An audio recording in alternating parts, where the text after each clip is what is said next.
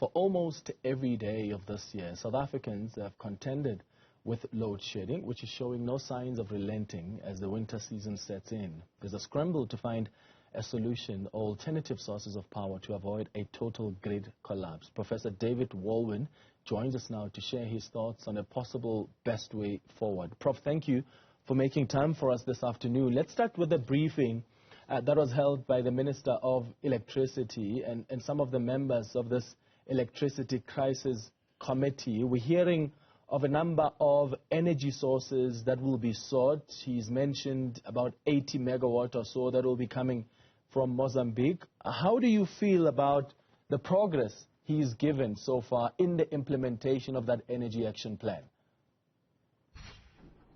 There are lots of promises, and if they all come to be realized, then of course that will be significant progress. But the 80 megawatts from Mozambique is a drop in the ocean, just to remind you. And I mean, we're all now becoming experts on energy systems. I'm sure before the last couple of years, no one had ever heard of megawatts. You wouldn't be an electrical engineer. But we need we need about 30 gigawatts of power in our system to meet demand during the winter period. And a megawatt is 1,000th of a gigawatt. So 80 megawatts from Mozambique is not going to make any difference whatsoever. But the minister outlined a number of sources of energy. And just to go through his plans very briefly, he talked about short-term, medium-term, and long-term. And in the short term, he referred to that as the winter survival plan. And mostly the winter survival plan is about demand-side management. So it's about encouraging people who have battery systems or who have geysers to switch these off so they don't recharge during peak periods or heat up water during peak periods. And through that, they're hoping to save about a gigawatt or 1,000 megawatts. And then the medium term is to get these power stations that are not functioning correctly, get them up and running. And I think Kusile was kind of top of my list because by November, the idea is that Kusile will be sorted and we will have 2,400 megawatts of new power in the system. So that's 2.4 gigawatts. And again, for the listeners, 2.4 gigawatts is 2.5 stages of load shedding. So by November, maybe in the medium term, we will have the capacity that we need to meet the summer demand, which is about 25 to 28 gigawatts. And then in the longer term, there are the bid windows of the renewable energy program, and there's this risk mitigation program, which was mentioned by the minister, where the Eskom board has just approved 2 new energy projects. So there's a whole ton of promises there and a whole ton of plans. As I said, if we can realize them all, then we won't have load shedding or rolling blackouts in the next few years, in the next couple of years. But it's going to take some time. Yeah. So the minister also said that they want to avoid stage 5 and stage 6 load shedding during the winter months. Is it possible for us to avoid that? He seems to believe that the most urgent intervention to curbing load shedding over winter is by reducing demand. I think there's absolutely no chance of that being realized. I'm surprised that that's back on the table. And, you know, obviously with respect to the minister and to Rudy Dixon, the president's office, we've tried this before. We tried that a few years ago where you had the meter on the TV and, you know, we're now entering the red zone and please switch off your geyser. It's just not going to work. The idea that the ordinary household, first of all, has the means to control when they consume electricity, and secondly, that they have the interest, if you like, or they have the will to do it. I just think that's very questionable. I think the evidence so far is that demand-side management is very ineffective at managing demand, and the only way we manage demand in the country is exactly what Eskom is doing, and that's just cutting off the power full stop. I'm surprised that the minister also referred to this issue about, you know, please don't recharge your batteries when the power comes back on. We'll only do that at night. We have an energy shortfall in the country, so it actually doesn't matter when the batteries are recharged. But also Eskom has the ability to switch on different zones at different times. They don't have to switch on the whole of the Western Cape at 6 o'clock in the evening, for instance. They can do one small district at 1 minute past 6, and then one small district at 6:15, and so on. So I think that aspect of the plan, which is what they call the winter survival plan, is totally unrealistic and is not going to make any impact whatsoever. Okay, let's look at some of the options available. I would imagine any solution to this energy crisis will obviously incur, the cost, because it will require the adoption of new technologies. What options do you think are available for us? Well, and the background, in a way, to this discussion was a study that I have recently completed and published on an aspect of the risk mitigation program which has been completely ignored. And so this is the addition of new capacity through the development of solar, photovoltaic solar and battery storage systems as an alternative to coal, as an alternative to gas turbines, as an alternative to the wind energy programs. And this is, the solar plus battery is a real option, which it's expensive, but it's not nearly as expensive as nuclear power. It's not nearly as expensive now as new build coal, and it's not nearly as expensive as gas-derived power when we have gas prices that are 4 or 5 times what they normally are.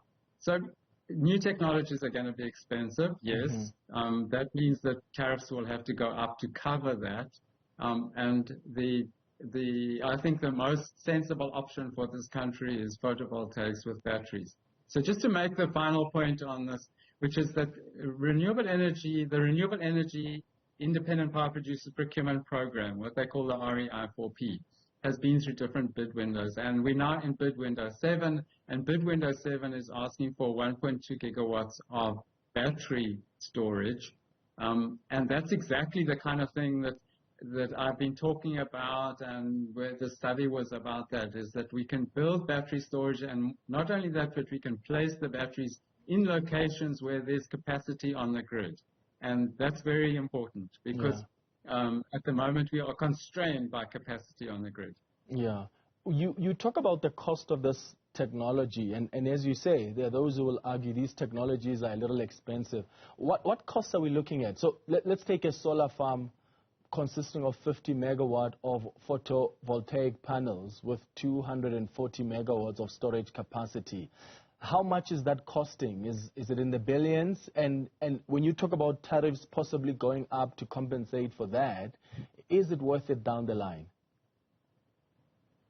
It's certainly in the billions for a solar farm of that size. I think I can't remember the exact figure, but maybe it was 2.6 billion. Yeah. But it's quite small change to what Kusile costs and what Medupi costs. So there we were talking about 250 billion for Kusile, and it's still not working. And I don't remember the exact, but certainly Medupi was over 200 billion, and so was Kusile.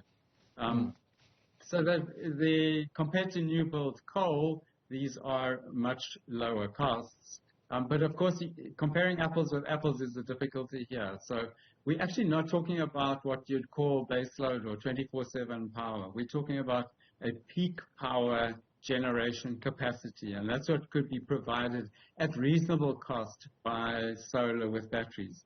But in the whole analysis, what I concluded is that the time of use tariffs, which at the moment distinguish between off-peak and peak, the time of use tariff would have to be about double the present tariff. So if we're paying at the moment, let's say R1.75 as a wholesale energy price, it would need to be in the region of R3.50 per kilowatt hour as a wholesale energy price. As a retail price, it would be a little bit higher than that. So at the moment, retail prices might be R2.75 to R3 a kilowatt hour. I think that's the latest determination from NERSA. It would be in the region of R5 to R6 a kilowatt hour. Okay. When we talk about the reform of the energy market, what are we talking about? I mean, much of the media's attention to the energy crisis has been focused on generation capacity or lack thereof, but there's also this equally important contributor, the failure by government to unbundle Eskom soon enough. What price do you think we're paying for that? We're paying a huge price. And Clement, I have this expression where we're in an if-only situation. I'm sure an if-only would be, I'm sure, for instance, an accident has happened to you. You've gone out the gate and 300 meters down the road, someone went through a stop street and went on into you, and you would say, if only I didn't go out at that time, if only I hadn't decided to go to work, if only. In the energy sector, it's full of if-onlys. If only Eskom had unbundled when this was a policy position in 1998. So if we go back to the white paper on energy in 1998, 25 years ago, it was a policy intent to unbundle Eskom. So if only Eskom had unbundled, we wouldn't have this problem. And somehow this issue about market reform has been ignored by the media, and I think we need to put it back on the table. None of this is going to work if Eskom does not unbundle, and particularly if we don't implement one very important new actor in the system, and that's what's called the market operator. So the market operator is a stock exchange, really, of energy producers. And so it's the place in which producers sign contracts with consumers for energy supply. And it's a market operator will be essential to the efficient functioning, if you like, of the wholesale electricity market in this country. It will encourage new investment, it will facilitate lower prices, higher productivities, and it will get us away from these dysfunctional state entities. Yeah, I mean, you have countries like the UK, Canada, the US, and many other countries in the European Union that have undertaken the market reforms, and they've seen the positive outcomes from it.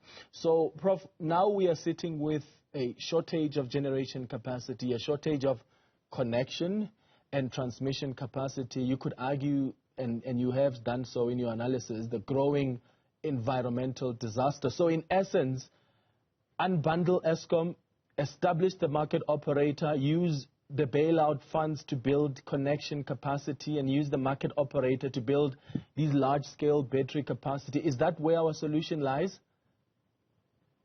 Absolutely. That's exactly, those are exactly the steps that I would.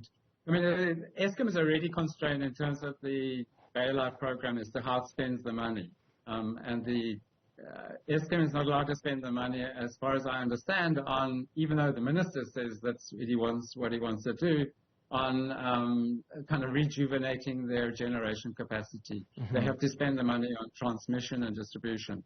And so Eskom is under a lot of pressure to increase the transmission capacity. But yes, I mean, the steps are unbundle Eskom, establish a market operator, build new transmission capacity, and then invite private sector participation on the generation side.